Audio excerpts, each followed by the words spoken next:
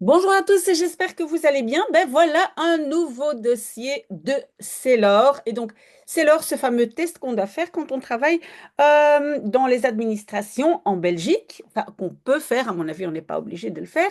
Et donc, Jess m'a envoyé un message. Elle a déjà raté plusieurs fois son oral en néerlandais. Elle fait un nouveau test, je pense, c'est plus ou moins le 20 mai. Je n'ai pas la date exacte. Et donc, je propose de faire deux vidéos, Jess. Donc, je poste une vidéo aujourd'hui et je vais aussi poster une vidéo dimanche prochain. Je vais aussi faire donc une audio, hein, donc une vidéo où je lis simplement le texte en néerlandais. Alors, les questions, je ne les ai pas traduites. Je vais les traduire dans l'audition, hein, parce que vous devez essayer de comprendre quand je pose la question en néerlandais. Et puis, chaque fois, ici, en italique, j'ai mis les réponses, donc les traductions de ce que vous m'avez envoyé. Ce que je n'ai pas compris, c'est qu'ici, on a plusieurs questions en rouge, hein, que vous m'avez posées, mais il n'y a pas de réponse. Et comme je ne connais pas bien votre job, hein, donc peut-être quand même m'envoyer, au moins en français, hein, si ce n'est pas en néerlandais, les réponses à ces questions. Donc, comme je l'ai expliqué vendredi, évidemment, quand vous voulez réussir l'oral, vous devez faire un oral sur mesure pour vous, c'est ce qu'on va faire pour Jess, mais vous devez aussi travailler la base en néerlandais, hein. Rappelez-vous le fameux Quizlet des 1000 mots que j'ai posté aussi encore une fois aujourd'hui. Donc voilà, vous devez absolument essayer de vous exercer aussi devant le miroir et comme j'explique chaque fois, ça, vous devez continuer à faire, Jess. D'ailleurs, j'ai aussi changé des informations personnelles pour qu'on ne puisse pas vous reconnaître. Ça, je fais toujours, hein, si les gens m'envoient un mail. On y va, parce que je fais beaucoup de blabla. S'il y a encore des questions, je suis là. Donc, d'abord, donc, vous devez vous présenter. Et donc, j'ai écrit, ik heet Jess, ik ben 36 jaar oud en ik heb twee kinderen. Ik werk sinds 17 jaar als administratief assistente in de gemeente Halle.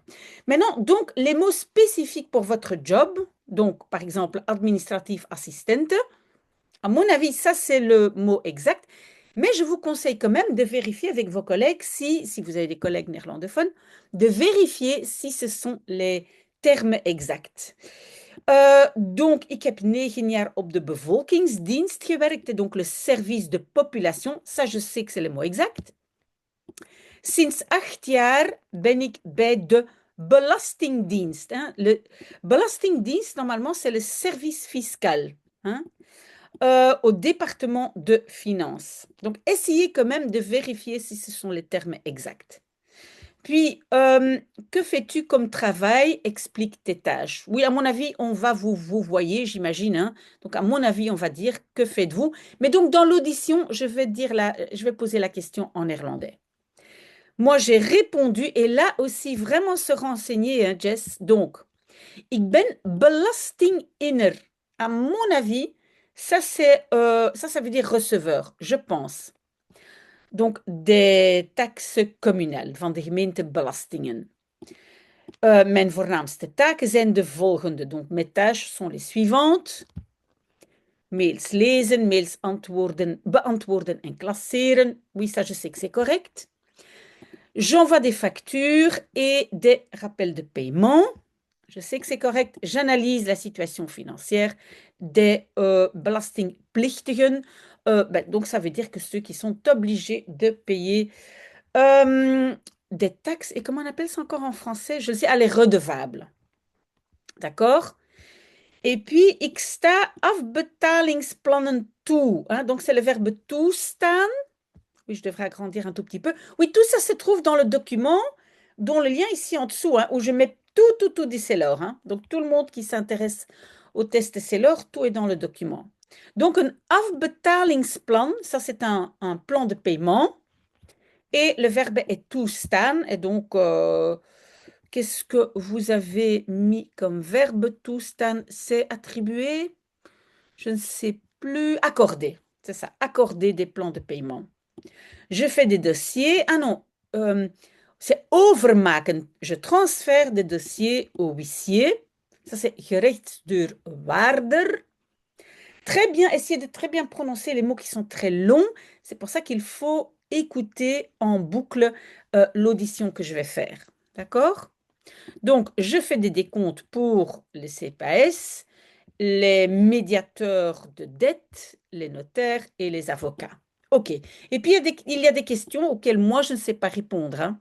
Jess, à vous de m'envoyer les réponses. Mais donc, pourquoi changer de service après 9 ans?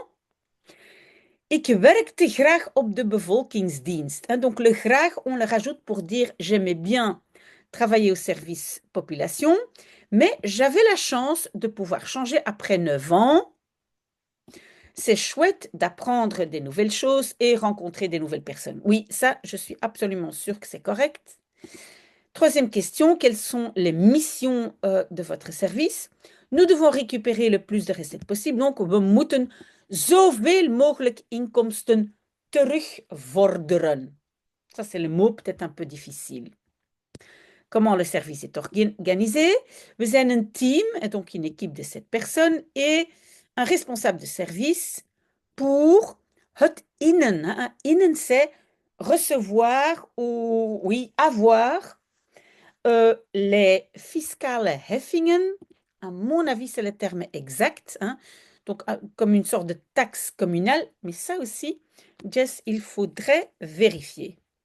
Qu'est-ce que vous appréciez dans votre emploi? Ik hou van wat ik doe. Donc, j'aime ce que je fais. De taken zijn heel gevarieerd, hein, très variées. We hebben een goede werksfeer, bonne ambiance. Les avantages, oui, je vais le dire en néerlandais quand je fais l'audition. We hebben flexibele werkuren, hein, des heures de travail flexibel. Dat is heel praktisch, c'est très pratique. We kunnen evolueren in ons werk of van dienst veranderen. Hein. Donc, une possibilité d'évoluer ou de changer de service. Encore 3 questions. Les inconvénients.